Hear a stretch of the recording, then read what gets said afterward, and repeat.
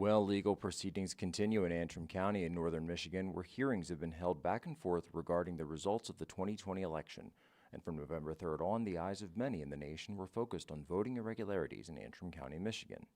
Now, Matt DePerno's legal team is revealing exclusively to One American News the next phase of their legal strategy. They have brought in their own expert who has access to both the voting machines and the tabulation software. Jeffrey Lenberg is a systems vulnerability expert with an extensive background in national security who has been brought in by the plaintiffs in the case to give his analysis of the Antrim County election and their use of these electronic voting systems. Here's what Lenberg showed us. So this first ballot is for Jorgensen. There we go. Yeah. This ballot is for Biden.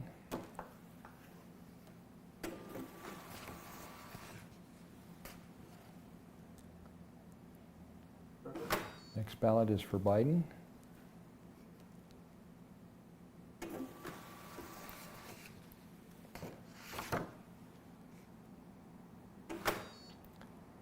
The next ballot is for Trump.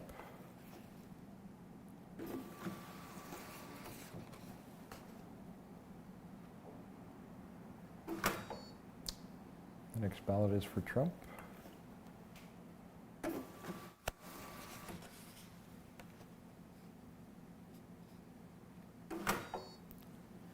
Next ballot is for Trump.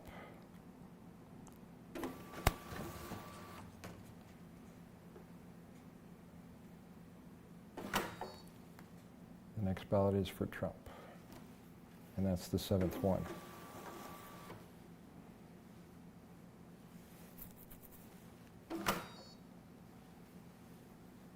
Okay, we finished our election. We've done 7, so now we're going to close the polls. So close poll.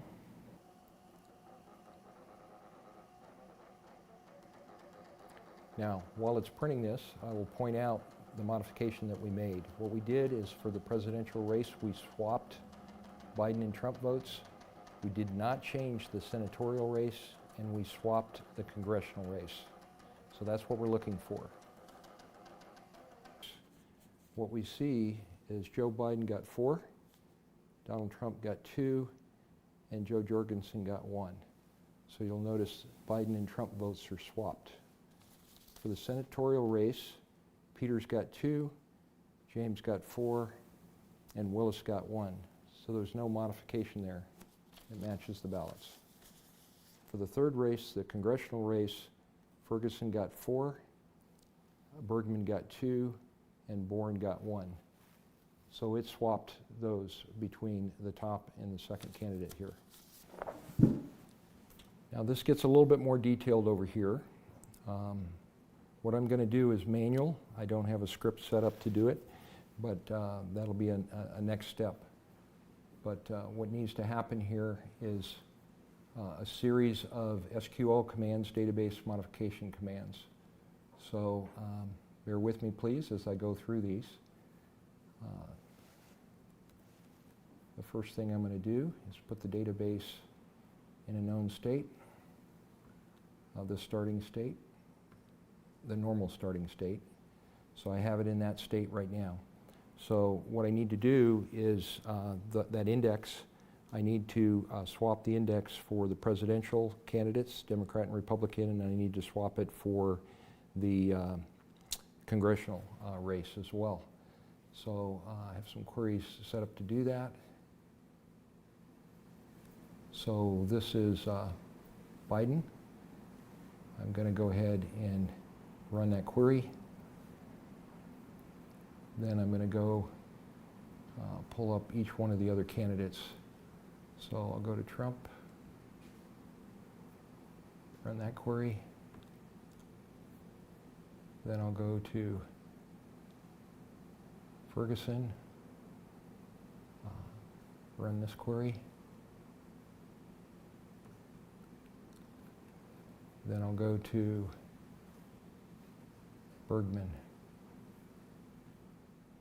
and run that query. Okay, so what I've done now is in the database over here, I've done the matching swap to what we did on the card here. And so now we can go back and read in the results.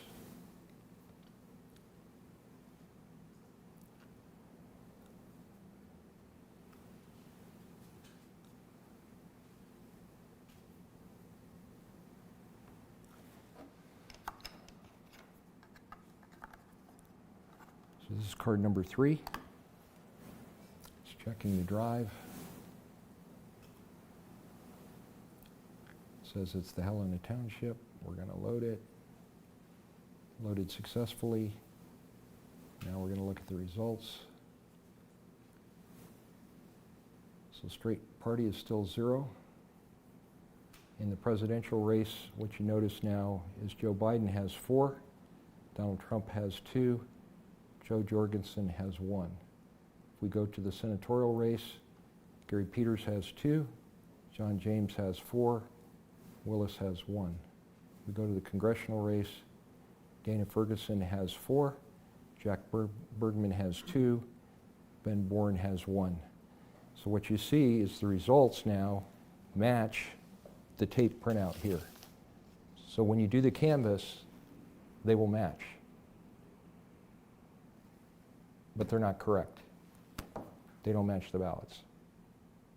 Lenberg says that his analysis shows that these electronic voting systems are vulnerable to compromise and demonstrated a series of manipulations he was able to perform within the software, which appeared to alter the reported outcome of this simulated election away from the results on the paper ballots themselves. For years, Americans were told by mainstream media that elections were vulnerable due to cybersecurity concerns, with outlets from CNN to MSNBC running stories on the security flaws in the systems. HBO has broadcast 2 documentaries on the subject, called Hacking Democracy and Kill Chain: The Cyber War in America's Systems. For now, One American News will continue to cover the story as it unfolds in Antrim County and across the nation.